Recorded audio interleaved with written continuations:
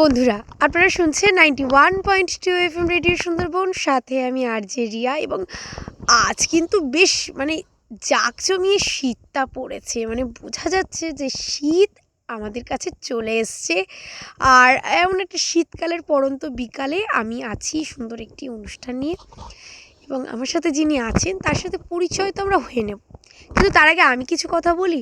দেখুন বন্ধুরা, 2025 সাল একদম শেষ হতে চলেছে, ডিসেম্বর মাস। 2026 সালে আমরা আর কিছু দিন বলা ভুল হবে, কয়েকটা দিন পর, জাস্ট কয়েকটা গোনাগুনতি দিনের পরে আমরা 2026 সালে পা দেব। তো এই 25-26 সালে দাঁড়িয়ে এখনকার কোনো মেয়েরাই কিন্তু ঘরে বসে নেই। যারা ঘরে বসে থাকে, রান্নাবাটিও যারা করে, গৃহবধূ যারা, তারাও কিন্তু ঠিক সংসার সামলিয়ে কোনো না কোনোভাবে কিছু না কিছু করে চলেছেই নিজেদের আর্থিক দিকটা স্ট্রং করার জন্য। তা আমার সাথে আজকে আছে এমনই এক দিদি। দিদির পরিচয়টা আসলে আগে আমরা জেনে নিই, তারপরে দিদি ঠিক কিসের বিজনেস বা কি করে সেই সম্বন্ধীয় সব কিছু আমরা পরেই বিস্তারিতভাবে জেনে নেব। আচ্ছা, আপনার নাম? রিম্পা দাস কুণ্ডু। আচ্ছা, বাড়ি? বাড়ি আমার জন্মস্থান টাকিতে, আর বর্তমানে আমি দমদম ক্যান্টনমেন্টে থাকি। দিদি, আপনি কিসের বিজনেস করেন? দেখো, বিজনেস বলতে আমি পার্টিকুলার কিছু বলতে পারবো না, কারণ আমার ফিক্সড কিছু নিয়ে আমার কাজ নয়।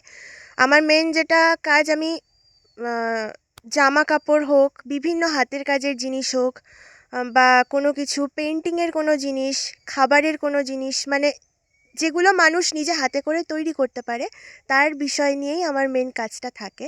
সেটা আমি নিজে করি, বা হয়তো আমার পরিচিত কেউ করছে, তার জিনিসটা যাতে আরও দুটো মানুষ পায় হাতে একদম, পৌঁছে দেওয়া, সেই কাজটাই আমি করে থাকি।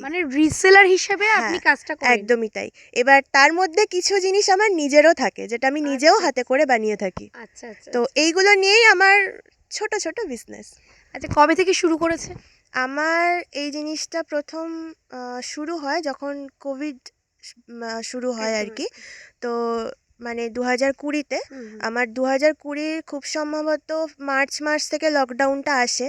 আর আমি মে মাস থেকে আমার বিজনেসটা, আমি তখন ভাবি যে বাড়িতে যতক্ষণ পুরোই বসে আছি, তো নতুন কিছু যদি একটু শুরু করা যায়, তো আমিও যদি শুরু করি, হয়তো আমার দ্বারা অনেকে হয়তো উপকৃত হবে, বা তাদেরও কিছু ইন্টারেস্ট আসবে। একদম একদম। তো সেখান থেকেই আমার মেন শুরু।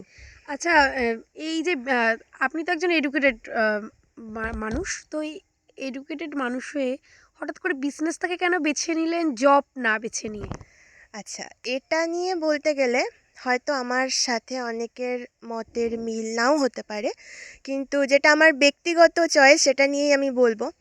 চাকরি জীবনটা আমি ছোটবেলা থেকেই খুব একটা পছন্দ করি না, কিন্তু তাই বলে যারা চাকরি করে আমি একেবারেই তাদেরকে অসম্মান করতে চাই না। একদমই। কারণ সেটা অবশ্যই এখনকার দিনে টাকা পয়সাটাই মানুষের সবথেকে বেশি প্রয়োজন। তো সেই জায়গাতে দাঁড়িয়েও আমি এই কথাটা বলার জন্য হয়তো যথেষ্ট সাহসের প্রয়োজন যে আমি চাকরিটা করতে চাই না। কিন্তু আমার বরাবরই শখ যে আমি হাতের কাজ, বা বিশেষ করে যেটা বলে মানুষের যে একটা শিল্প সত্তা যেটাকে, একদম একদম। সেইটাকে আমার বাঁচিয়ে রাখাটা আমার মানে একটা হবির মধ্যে পড়ে। মানে আমি খুব পছন্দ করি ওই ধরনের কাজ করতে। আর যার জন্য মানে আমি নিজে ছোটবেলা থেকে আঁকতে খুব ভালোবাসি, গানও শিখেছি। নাচ কখনো শিখিনি, কিন্তু আমার এক বান্ধবীর উদ্যোগে আমি বেশ কিছু পারফরমেন্স করেছি, নাটক করেছি, মানে থিয়েটারের সাথে যুক্ত ছিলাম। ছোটবেলায় কিছু আবৃত্তি করেছি, মানে বিভিন্ন রকম এই সমস্ত মানে কি বলবো। শিল্প হ্যাঁ, কালচারটাকে আপনি ভালোবাসেন, আমি ভীষণই বাঙালি ভালোবাসি, সংস্কৃতিটাকে আপনি একদমই তাই। ভালোবাসেন। এবার এর মধ্যে যেমন আমার আরেকটা জিনিসও খুব পছন্দ, যেটা হচ্ছে আমি রান্না করতেও খুব ভালোবাসি। আচ্ছা আচ্ছা। যেটা আমি ভালোবেসে করি, বা মানুষকে আমি খাওয়াতেও ভালোবাসি। এটা নিয়েও আমার ভবিষ্যতে কিছু চিন্তাভাবনা আছে। মাঝে আমার যেমন নিজের হাতে বানানো চকলেটেরও একটা বিজনেস ছিল। তো এইসব নিয়েই আর কি আমার থাকতে আমি বেশি পছন্দ করি, যার জন্য আমার ওই ধরা বাঁধা চাকরি জীবনটাতে না আমি বদ্ধ হয়ে থাকতে পারি না। বাবা, ভীষণ ভালো একটা কথা বললেন, সত্যি মনটা ভরে গেল। এত সুন্দরভাবে দিদি বললেন যে চাকরি বা বিজনেস বলুন, পুরোটাই মানুষের ব্যক্তিগত চয়েসের ওপরে নির্ভর করে। আসুন বন্ধুরা, আমরা এবার দিদির বানানো কিছু জিনিস আমরা দেখে নেব। মানে বানানো বলুন বা দিদির রিসেলার হয়ে কাজ করে, তো কী কী জিনিস, কী কী প্রোডাক্ট দিদি সেল করেন, বিজনেস হিসেবে বিক্রি করেন, সেটা আমরা এবার দেখে নেব। তো বন্ধুরা, আমরা এখন রিম্পাদি মানে যেসব জিনিসগুলো নিয়ে, যেসব প্রোডাক্টগুলোকে নিয়ে বিজনেস করে, সেল করে, তো সেগুলোই আমরা এখন রিম্পাদির থেকে দেখে নেবো। তো চলুন বন্ধুরা, দেরি করব না, দেখে নেব আমরা। এটা কি মুকুট? হ্যাঁ, বিয়ের এটা মুকুট? হচ্ছে বিয়ের মুকুট। আচ্ছা, দিদি বিয়ের মুকুটও সেল করে।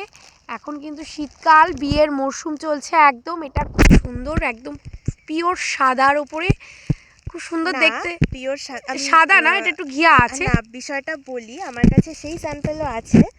এখন যে পিওর সাদা যে ব্যাপারটা হয়, ওইগুলো হয় নর্মালি আমরা যে থার্মোকলের প্লেটগুলো দেখি, ওই একদম। প্লেটগুলো হুম, কেটে। হুম। তো সেগুলোও আমার কাছে পাওয়া যাবে। আর এটা হচ্ছে অ্যাকচুয়াল অরিজিনাল সোলার। সোলার এগুলো আমরা একটু দেখাও সোজা করে আমাদের বন্ধুদের। সিম্পলের ওপরে কিন্তু সুন্দর একটি অনেক রকম মুকুট, ডিজাইন অনেক। আছে।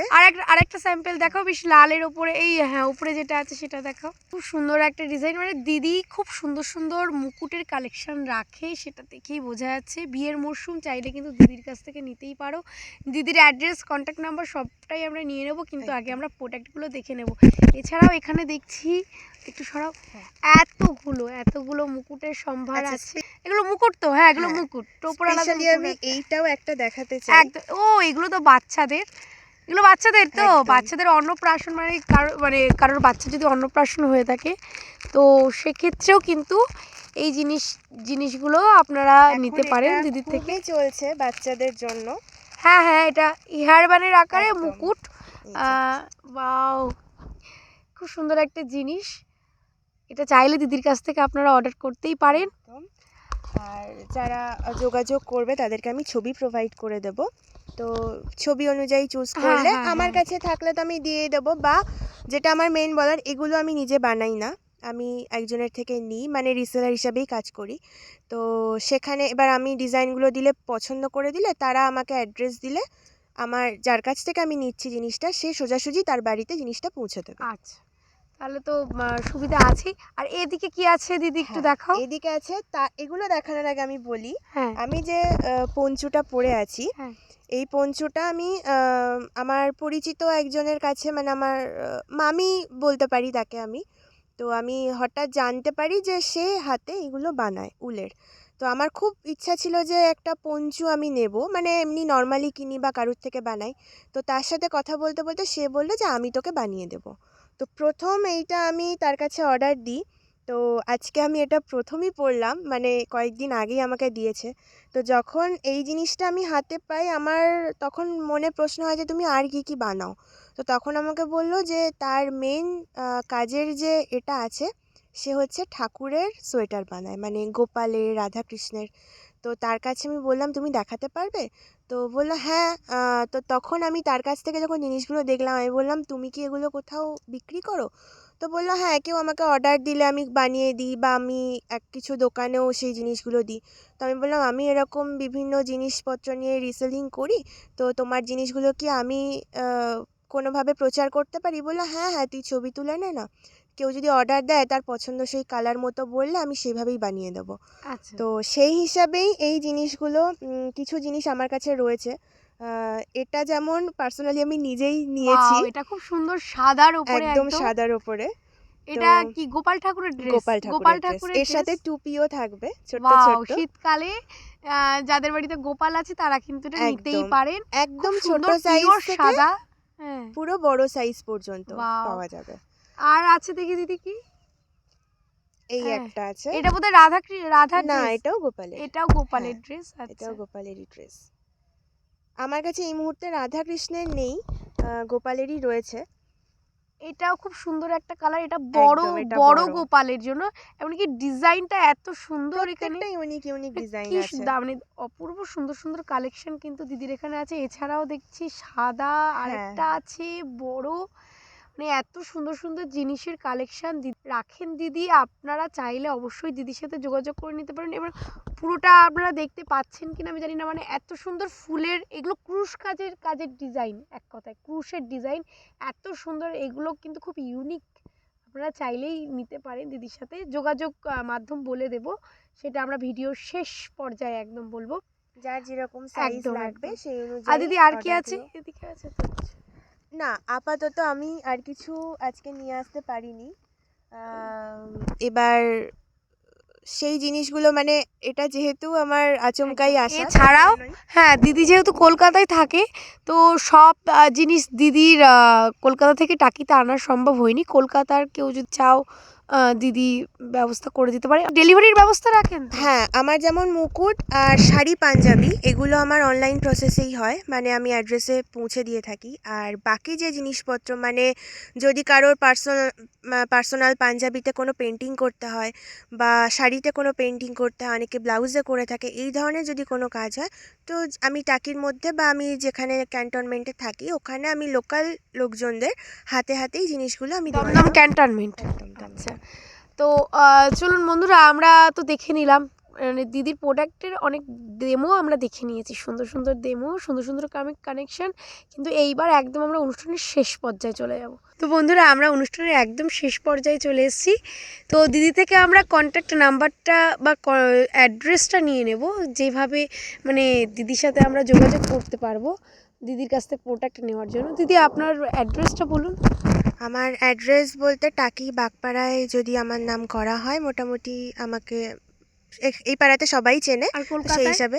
আর ক্যান্টনমেন্টে গেলে খুব ভালো হয় যদি তার যাওয়ার আগে আমার সাথে একবার যোগাযোগ করে নেয়। তো যোগাযোগ মাধ্যমটা? যোগাযোগ মাধ্যম আমার প্রফেশনাল পেজ আছে ফেসবুকে, তো আমার পেজের মানে প্রোফাইলের নাম আছে রিম্পা দাস কুণ্ডু আমার নামেই।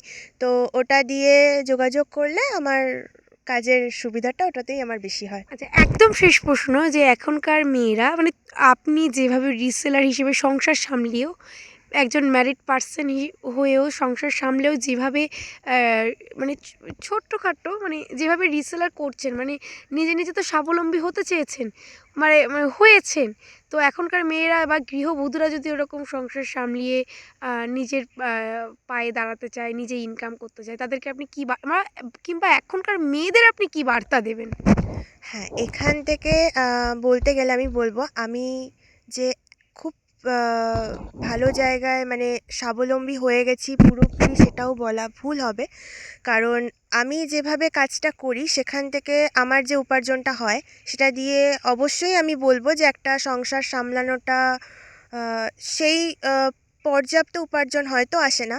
কিন্তু যেহেতু আমি আমার শখটাকে প্রায়োরিটি দিই, তো কোনো মানুষ যদি কোনো কাজের পাশাপাশি তার শখটাকে বাঁচিয়ে রাখতে চায় বা ছোটোখাটো কোনো পকেট মানি হিসাবে যদি কিছু করতে চায়, এই ক্ষেত্রে আমি বলবো যে অনেক মানুষই তারা চাকরি করছে, সংসার করছে। তো সেই ক্ষেত্রে আমি বলবো সব কিছুকে একসাথে ব্যালেন্স করাটা আজকালকার দিনে খুব যে সহজ তা নয়। তবে অনেক মানুষই আছে যারা পারিবারিক চাপে হোক, পরিবেশের চাপে হোক, নিজেদের মধ্যে যে শিল্প সত্তাটা আছে সেটাকে হয়তো বাঁচিয়ে রাখতে পারে না।